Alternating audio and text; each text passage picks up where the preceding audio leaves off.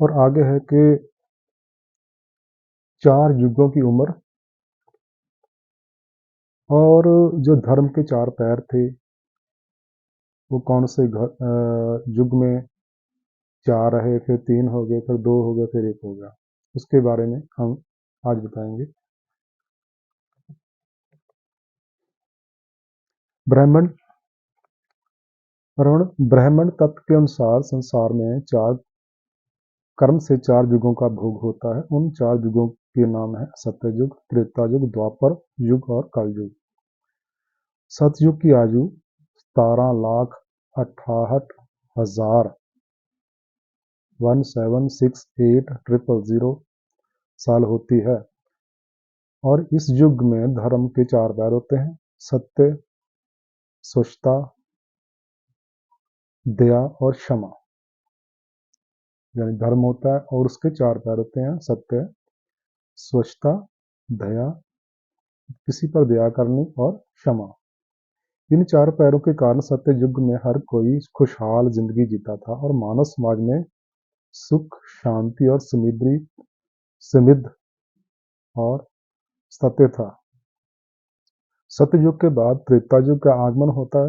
इस युग की आयु 12,96,000 साल है। इस युग में धर्म की 3 ही पैर रह जाते हैं। धर्म के जो पैर है वो 3 रह जाते हैं। इसमें से स्वच्छता चली जाती है और सत्य, दया और क्षमा रह जाती है। 3 पैर यही रहते हैं। इस युग में धर्म का जो एक और समाप्त पैर हो जाता है उसका नाम है स्वच्छता। इसके बाद युग चक्र के हिसाब से द्वापर युग का आगमन होता है। इस युग की आयु 8,64,000 साल है। इस युग में धर्म के सिर्फ 2 ही पैर रह जाते हैं: सत्य और क्षमा। इन 3 युगों के बाद जो चौथा युग, आखिरी युग आता है वो है कलयुग। कलयुग की आयु 4,32,000 साल है। इस युग में धर्म के 3 पग चले जाते हैं और सिर्फ एक ही पग रह जाता है: सत्य। कलयुग अंत आते आते वो भी समाप्त हो जाता है, सत्य भी समाप्त हो जाता है कलयुग से। यानी कलयुग में सत्य, स्वच्छता, दया और क्षमा ये सभी समाप्त हो जाते हैं। व्यवस्था तब मनुस्मृति के अनुसार कलयुग के अंत में धर्म केवल दान के माध्यम से टिका हुआ है। जरा आप जो डोनेशन देते हैं किसी को, उसी के माध्यम से आप ये धर्म टिका हुआ है।